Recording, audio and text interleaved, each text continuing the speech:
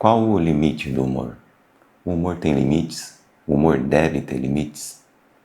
Vocês viram aí que essa semana o humorista Léo Lins foi condenado a 8 anos de prisão por ter feito uma piada em cima de um palco, em um lugar fechado próprio para fazer piadas, onde pessoas foram lá para ouvir as piadas dele. A questão aqui não é sobre a prisão em si, mas sim sobre a qualidade das piadas e a qualidade do humor dos humoristas brasileiros hoje.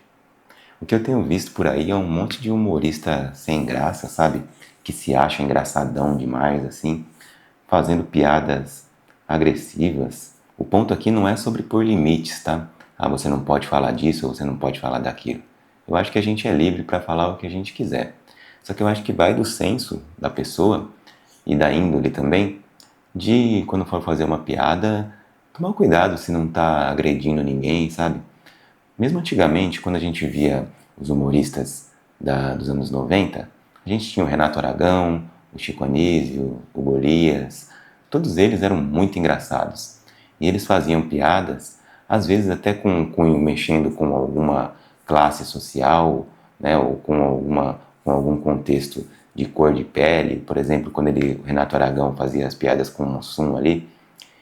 Só que assim, era uma coisa subliminar, era uma coisa dentro da esfera do palhaço, sabe? Dentro da esfera ali do humor mesmo.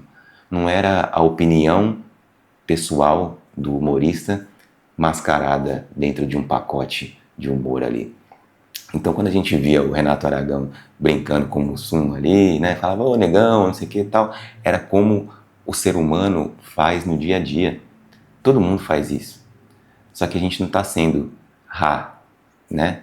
A gente não está cometendo esse crime quando a gente está brincando com alguém que a gente gosta, sabe?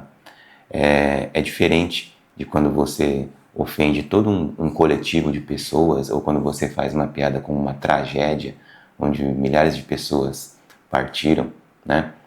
Ou quando você faz piada com uma pessoa que tem alguma deficiência física, sabe? Eu acho que isso não é piada. Eu acho que isso é mau gosto. E eu acho que isso é burrice do próprio comediante. Sabendo dos problemas que a pessoa passa, e podem ter até pessoas nessa situação na plateia ali, que às vezes foram no show dele pensando que não ia ouvir um tipo de piada assim, sabe? Pensando que não ia se sentir agredido. E aí o cara vai e me solta uma piada totalmente de mau gosto, sabe? Aqui a questão, gente, voltando, né? Eu não quero entrar no mérito aqui da prisão em si.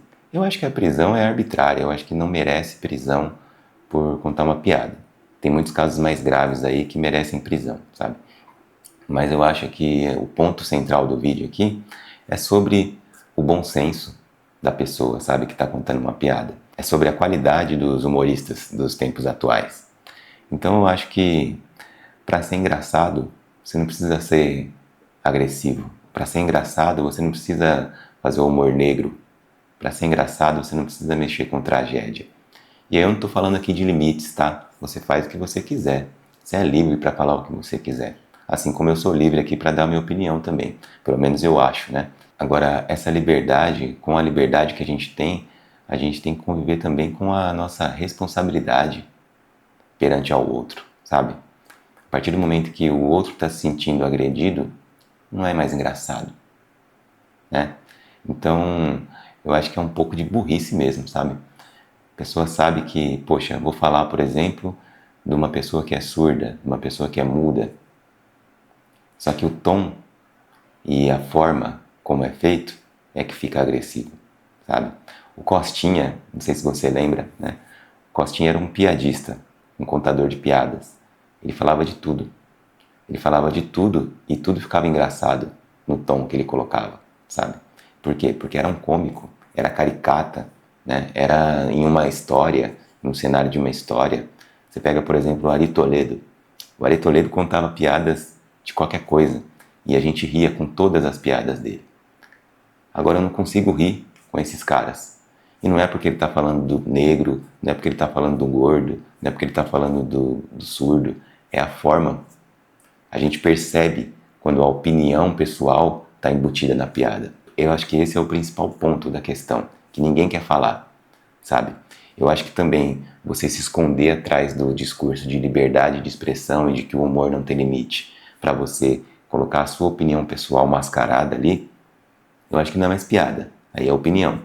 Então não use o escudo do humor, sabe? Fala que você está dando a sua opinião. Já que você é tão corajoso assim, fala que é o que você pensa, né? Porque eu acho que quando você vê as piadas que ele conta assim, você vê que ele está sendo irônico, que ele está colocando a opinião dele de forma irônica, como se fosse uma piada. Para alguns pode ser engraçado, para mim não é. E, e assim como a opinião, assim como o humor está dentro da esfera da liberdade de expressão, eu acho que não cabe prisão, né? Mas eu acho que vale a gente discutir sim, se ele está fazendo piada ou se ele está dando a opinião dele. Para mim, ele está dando opinião e usando o escudo do humor. Assim como vários que eu vejo por aí, sabe? Que estão dando opinião transfigurada ali, mascarada, como se fosse um humor, como se fosse piada. Quando a gente via o Chico Anísio, o Renato Aragão fazendo as piadas dele, o Renato Aragão ele era o Didi ali. Ele era um personagem. Tava claro pra gente que ele era o personagem. Não era o Renato Aragão. Tanto que quando você via o Renato Aragão falando, era uma pessoa totalmente diferente do Didi, do personagem Didi Mocó. Quando você via o Chico Anísio falando, dando uma entrevista ali como Chico Anísio, não era o Justo Veríssimo, não era o seu Pantaleão que estava falando, era Chico Anísio. E aí ali sim, ele tinha um cuidado, ele tinha vamos dizer assim, uma preocupação com as coisas que ele falava. Dentro do personagem ele era livre.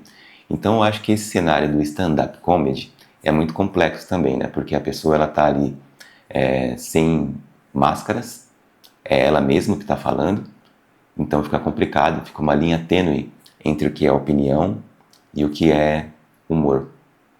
Então eu acho que o cara que faz stand-up, ele precisa ter esse cuidado, sabe?